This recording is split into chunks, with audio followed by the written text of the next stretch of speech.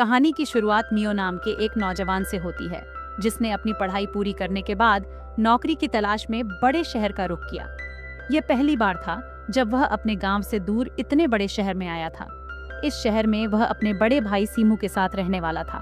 रास्ता पूछते पूछते और कई लोगों से बातचीत करते हुए मियो आखिरकार सीमू के घर तक पहुंच जाता है। दरवाजा घर की देखभाल करने वाली नौकरानी मरीसा खोलती है। मरीसा मुस्कुराते हुए मियो का स्वागत करती है और उसे अंदर बुलाती है। वह बताती है कि सीमू रात भर काम करके लौटा है और इस समय सो रहा है। मियो, जो सफर की थकान में था, यह सुनकर थोड़ा आराम महसूस करता है। थोड़ी ही देर बाद मियो और मरीसा की आवाजें सुनकर सीमू उठ जाता है। सीमू अपने छोटे भाई को देखकर बेहद खुश हो जाता है। सीमू अभी अभी नींद से जागा था और मियो ने भी लंबे सफर के कारण कुछ नहीं खाया था। मरीसा ने दोनों के लिए नाश्ता तैयार किया। नाश्ते के दौरान सीमू मियो से गांव के हालचाल पूछता है। मियो बताता है कि गांव में सब कुछ ठीक है और माँ पापा भी अच्छे हैं।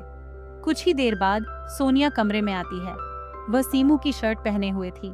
सोनिया ने मियो का गर्मजोशी से स्वागत किया और कहा, मैंने तुम्हारे बारे में बहुत सुना है, अच्छा लगा तुमसे मिलकर। इसके बाद मरीसा मियो को उसका कमरा दिखाने ले जाती है।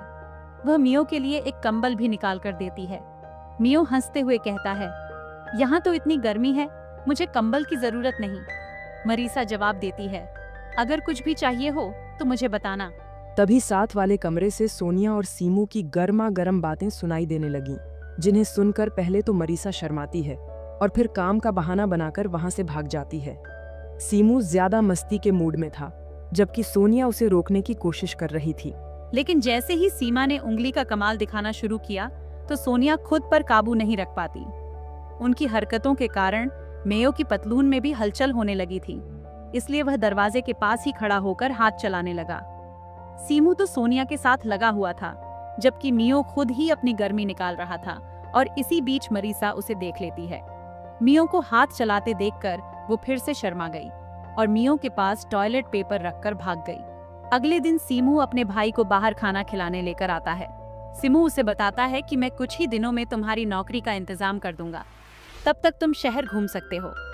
कुछ देर बाद जब मियो घर वापस आता है तो उसकी नजर अपनी कमसिन पड़ोसन लिविया पर पड़ती है। लिविया घर का राशन खरीद कर लाई थी। मियो का तो पहली ही नजर में लिविया पर दिल आ गया था, जबकि लिविया सामान लेकर अपने घर में आ गई थी। घर में आते ही वह सामान निकालने लगी और तभी उसे उसके पति शॉन का फोन आता है। वह बताता है कि आज रात वह जल्दी घर आ जाएगा और रात का खाना वे दोनों साथ में खाएंगे। वह जैसे ही फोन पर बात खत्म करती है, तभी उसकी नौकरानी उसे एक लिफाफा देती है। लिविया राशन के साथ साथ एक इंजेक्शन भी खरीद कर लाई थी, जिसे लेकर वह अपने बेडरूम में आ जाती है। उधर मियो मरीसा से लिविया के बारे में पूछ रहा था और तभी सीमू भी उनके पास आ जाता है। मेयो की बातों से सीमू समझ गया था कि मेयो लिविया पसंद आ गई है।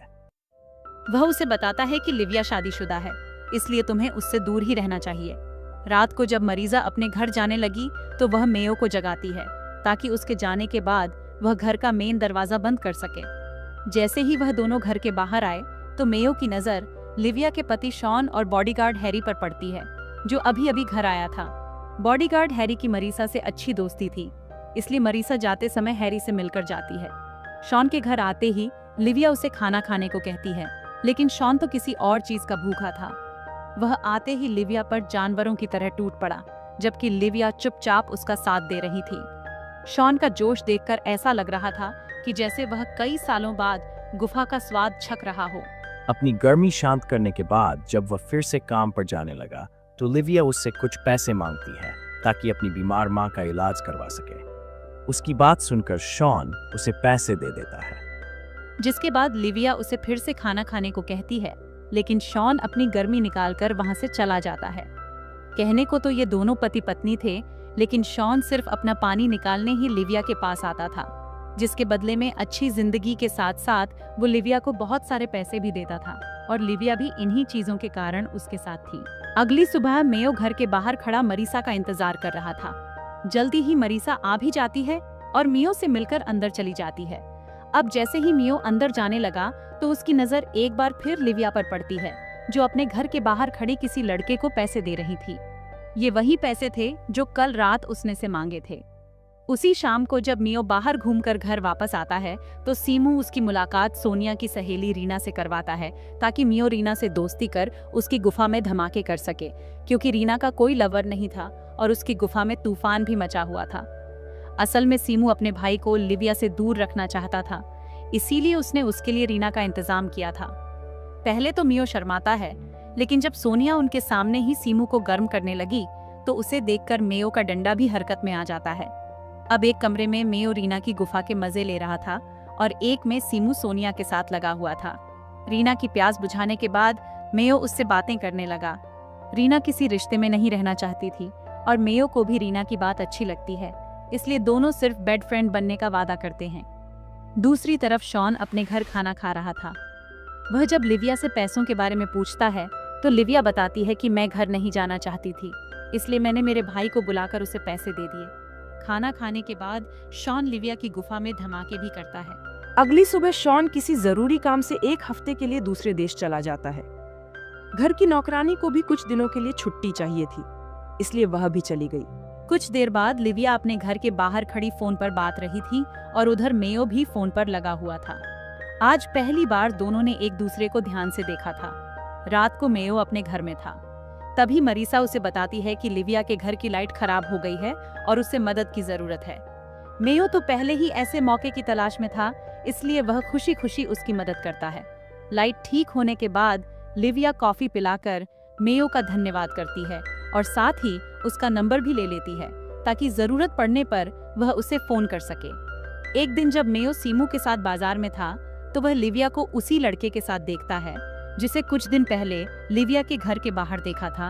लेकिन सीमू के डर से वह उनकी तरफ ज्यादा ध्यान नहीं देता। उसी रात को लिविया मियो को अपने घर खाने पर बुलाती है। मियो उसे बताता है कि आज मैंने तुम्हें एक लड़के के साथ देखा था, जिस पर लिविया कहती है कि वह मेरा भाई है। शॉन को उसका घर पर आना पसंद नहीं, इसलिए मैं उससे बाहर ही मिलती हूँ। बातें करते करते लिविया रोने लगी।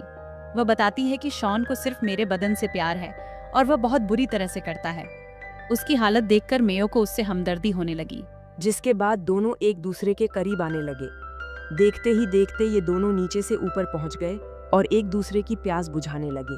आज पहली बार किसी ने प्यार से लिविया की गुफा में धमाके किए थे, इसलिए वो बेहद खुश थी। दोनों इस बात से पूरी तरह बेखबर थे कि कोई उन पर नजर रखे हुए हैं। अगली सुबह शॉन काम से वापस आ गया था और लिविया के साथ घर में था, जबकि बाहर हैरी को अकेला देखकर मरीसा उसके पास आ गई। बातों ही बातों में वो उसे बता देती है कि आजकल लिविया मेयो के साथ काफी घुलने मिलने लगी है।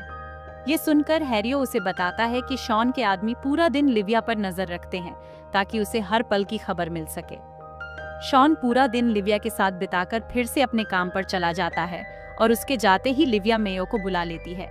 उसे मेयो के साथ बहुत मजा आया था, इसीलिए उसने मेयो को घर पर बुलाया था। लिविया की प्यास बुझाने के बाद मेयो उससे शॉन के बारे में पूछता है। लिविया रोते हुए उसे बताती है कि वह हमेशा हमेशा के लिए मुझे यहाँ से दूर भेजने वाला है। अगर मैंने उसकी बात नहीं मानी तो वह मुझे मार देगा, लेकिन अगर तुम मेरा साथ दो तो मैं उसे रोक सकती हूँ। मियो उससे पूछता है कि मुझे क्या करना होगा। लिविया उसे जहरीला इंजेक्शन दिखाकर कहती है कि मैं शॉन को यह लगाना चाहती हूँ। उसकी योजना सुनकर मेयो के तोते उड़ गए और वह जल्दी जल्दी वहाँ से भाग जाता है। वह जब लिविया के घर से निकल रहा था तो शॉन के आदमी उसकी वीडियो बना लेते हैं। अगले दिन जब मेयो बाजार से घर वापस आ रहा था तो शॉन के आदमी उसे अगवा कर लेते हैं। कुछ देर बाद मेयो बंधा हुआ था और शॉन उसके सामने खड़ा था। उसे मेयो पर बेहद गुस्सा था। मेयो उससे माफी मांगता है, लेकिन शॉन उसकी धुलाई कर देता है। इतना ही नहीं, वह उसे गन दिखाकर धमकी भी देता है कि साले अगर तुमने दोबारा लिविया से मिलने की कोशिश की तो मैं डंडा ही उड़ा दूंगा।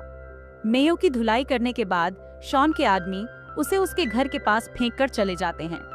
मेयो के बाद अब लिविया की बारी थी।